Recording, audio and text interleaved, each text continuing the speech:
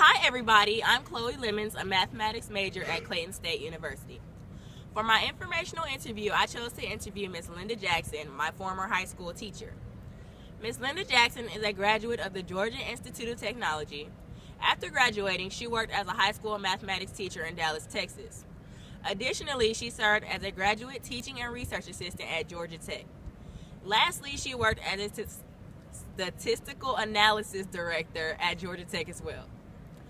Overall, to begin, our interview focused on building beneficial connections. So I asked Ms. Jackson, what would you consider the first step in establishing yourself as a credible math teacher? In response, Ms. Jackson told me, well, first, you should focus on building beneficial relationships. What she meant by that was building relationships that could benefit you as far as getting you a job after college or perhaps an internship while you're in college. She said to focus on knowing the right people instead of knowing a lot of people, which is a tip that many of us can say we need at this stage in life. The next question I asked Ms. Jackson was, what steps did you take to establish yourself as far as your resume was concerned or your experience and getting to know people in your work field? Ms. Jackson told me that she built up her LinkedIn profile, especially because the technology dependency in this age is increasingly high. Additionally, she told me that she worked as a volunteer throughout college, so therefore she met many people who had already been math teachers that she was able to learn from and take tips from. Then she also encouraged me to volunteer as much as I possibly can, because volunteering, it allows you to develop your skills as far as speaking and being able to teach other people. Lastly, I asked Ms. Jackson, what do you feel is something that most college students don't take advantage of? And she strongly stressed that most college students try to skip over the small jobs and just jump directly into their field thinking they are the ballers, the shot callers.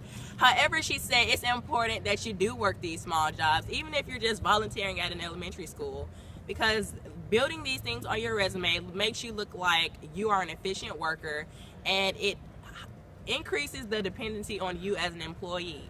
So therefore, instead of you out here trying to force people to hire you or struggling to find work, their demand for you becomes increased because of your knowledge, your experience, and your credibility.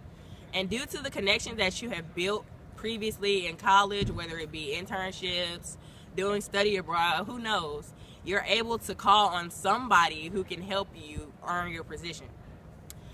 Overall, from this interview with Linda Jackson, I learned that it is okay to start small, especially if you feel like you're just not going to succeed at all.